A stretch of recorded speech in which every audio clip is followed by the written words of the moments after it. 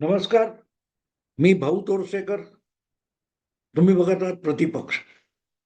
मित्रांनो, आता एक दोन दिवसात कधीतरी महाराष्ट्राच्या मंत्रिमंडळाचा विस्तार होण्याची शक्यता दिसते.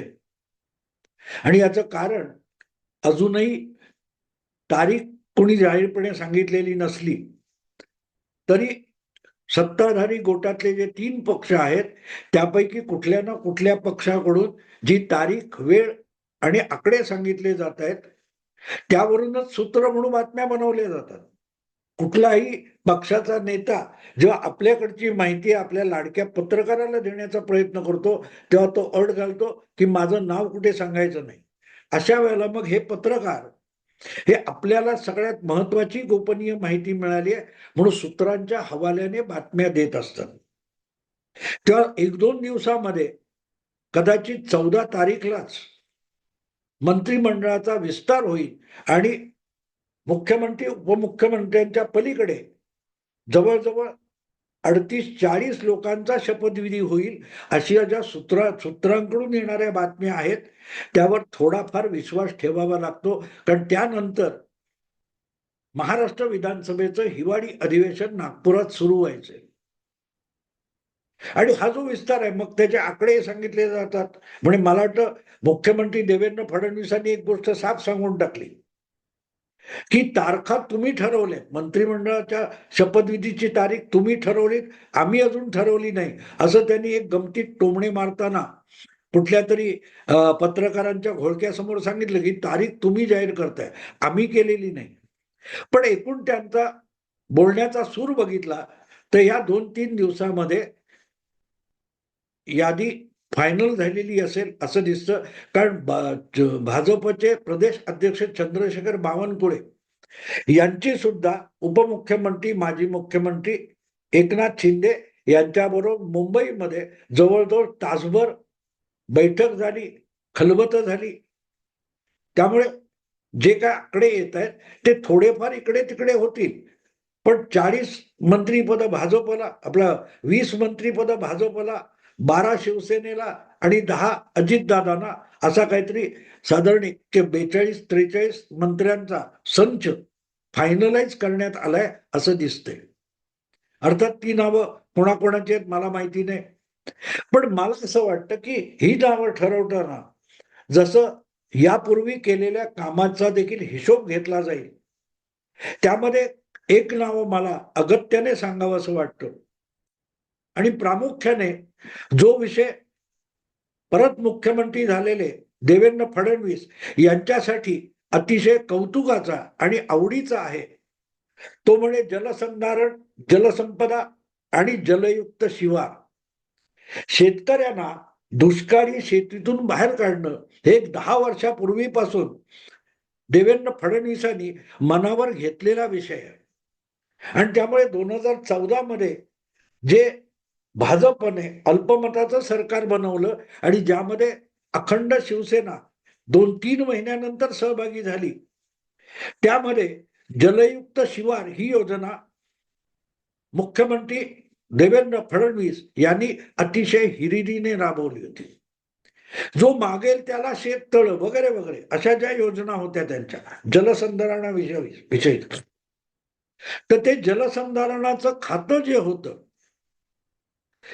ते अतिशय उत्तम रीतीने चालवणारे विजय बापू शिवतारे हे मला महत्वाचे वाटतात. ह्या बाकीचे कोणाला कुठली खाती मिळतील, अर्थ खातं कोणाला, गृह खातं कोणाला, कुठची खाती मलईदार आहेत याची चर्चा खूप होते. पण निवडणुकीच्या काळामध्ये किंवा राजकारण करताना शेतकऱ्यांच्या आत्महत्या, शेतकऱ्यांचं कर्जबाजारीपणा, शेतकऱ्यांचा काय तो कोरा करणे याची चर्चा करणारे लोक जेव्हा सरकार बनतं, मंत्रिमंडळ बनतं, तेव्हा शेतकऱ्यांच्या काय त्या समस्यांच्या संबंधित निवारण करणारं जे खातं आहे त्यावर फारशी चर्चा करत नाही. सिंचन घोटाळ्यावर चर्चा होते की 70,000 कोटीचा घोटाळा वगैरे वगैरे.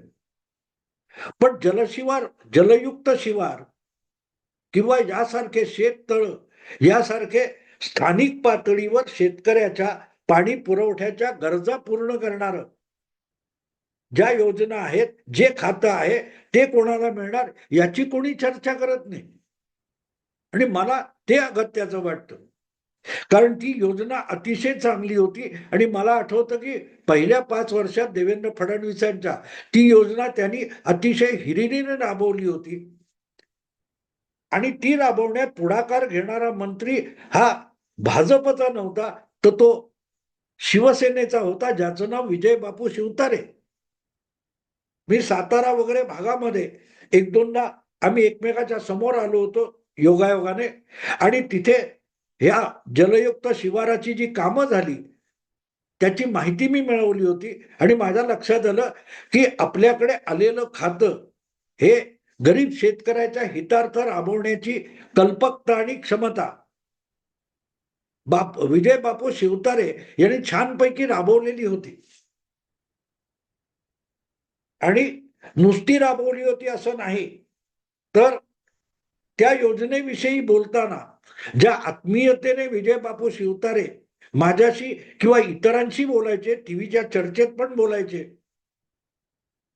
ते बघितल्यानंतर ती अर्धवट सुटलेली योजना परत यशस्वीरित्या राबवायची असेल तर विजय बापू शिवतारे सारखा मंत्री देवेंद्र फडणवीसांच्या नव्या मंत्रिमंडळात त्याच खात्यासकट आला पाहिजे.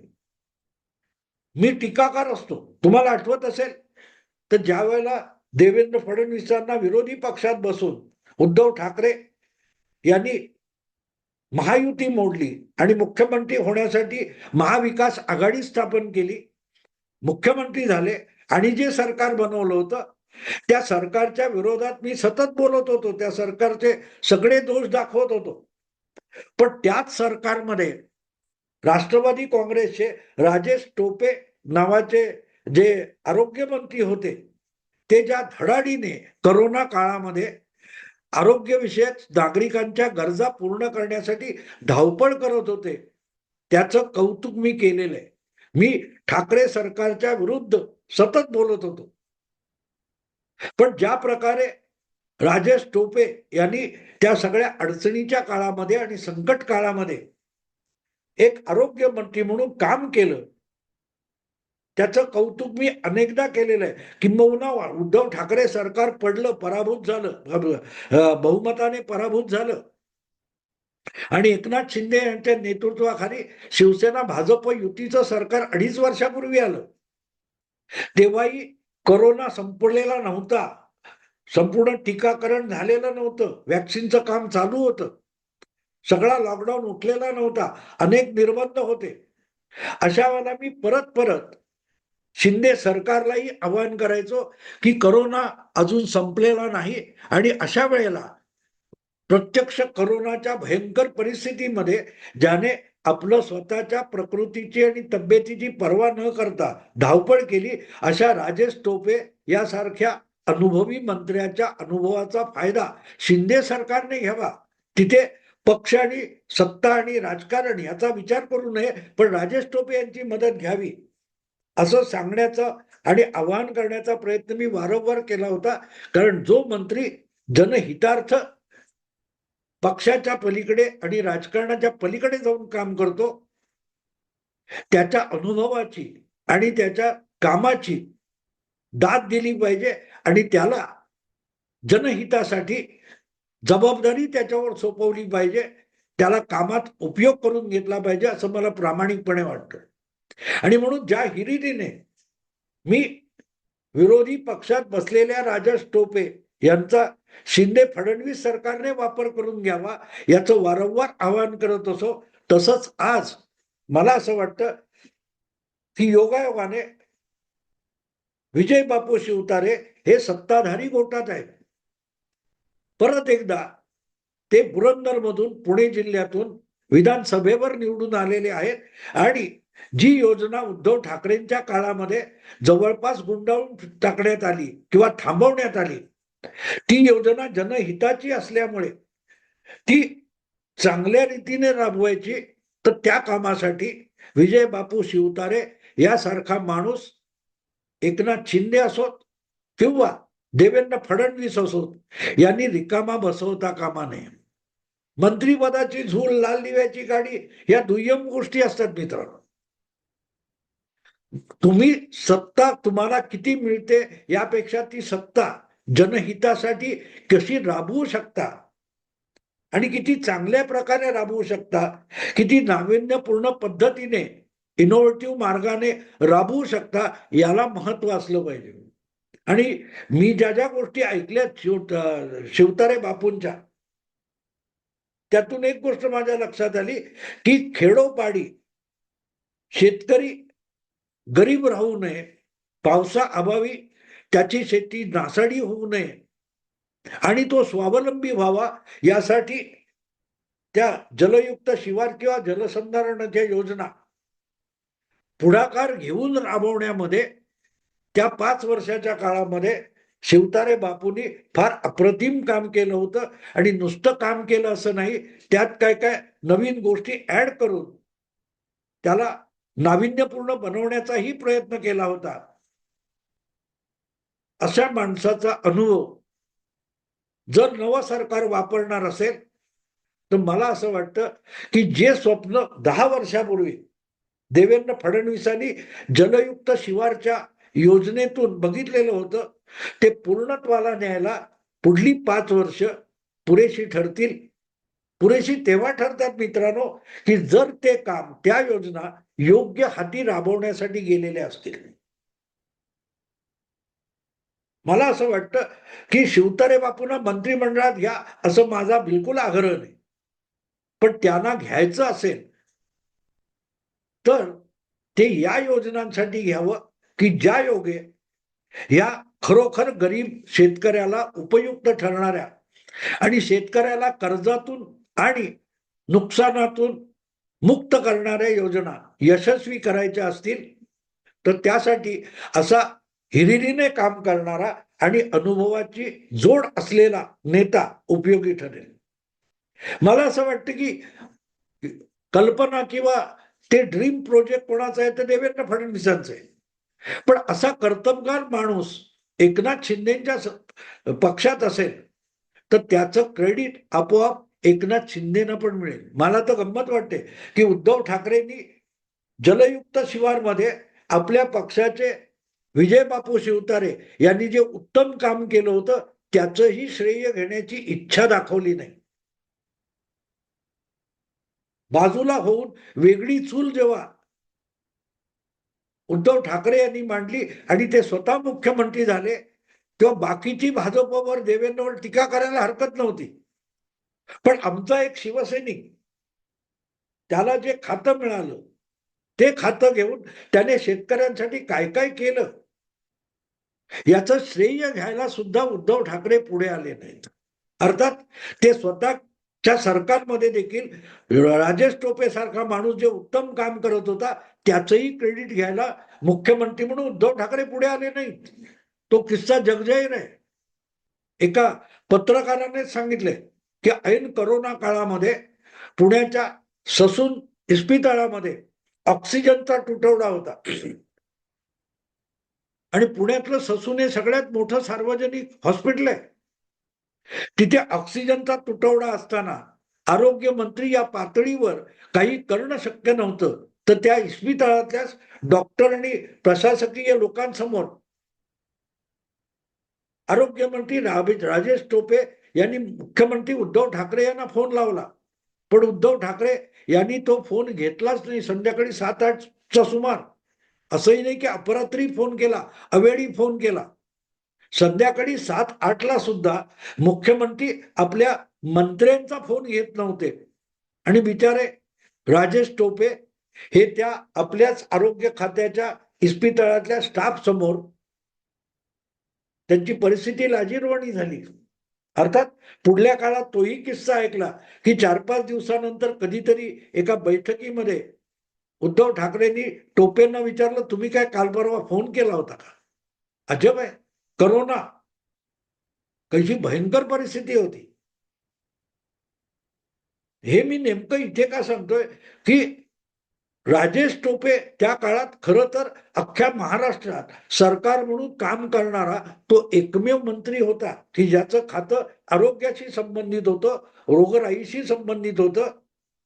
आणि त्याखेरीज एकनाथ शिंदे वगैरे सारखी माणसं करत होते. विरोधी नेता म्हणून देवेंद्र फडणवीस किंवा प्रवीण दरेकर सुद्धा गावोगाव फिरत होते.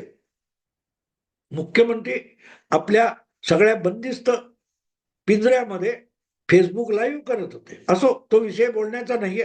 माझा मुद्दा इतकाच आहे की आज जर योगायोगाने परत शिवसेना, भाजप आणि अजितदादांचा गट सत्तेत आलेले असतील तर त्यांना आपलं सरकार यशस्वी करायचं आणि ते गरिबाची जाण ठेवतं, गरिबाला न्याय देण्यासाठी आणि गरिबाचं जीवन सुख समृद्ध करण्यासाठी धडपडतं हे दाखवायचं असेल तर 5 वर्षापूर्वी उद्धव ठाकरेंनी गुंडाळलेली किंवा दुर्लक्षित ठेवलेली जी जलयुक्त शिवार योजना आहे किंवा जलसंधारण योजना आहे, छोट्या छोट्या शेततळ वगैरे वगैरे, याचा पुनरुद्धार करावा.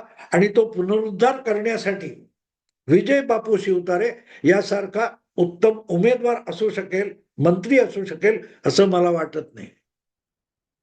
कदाचित ज्येष्ठतेमुळे कुठल्या ना कुठल्या मंत्रीपदावर विजय बापू शिवतारे यांची वर्णी लागेल, मी नाकारत नाही.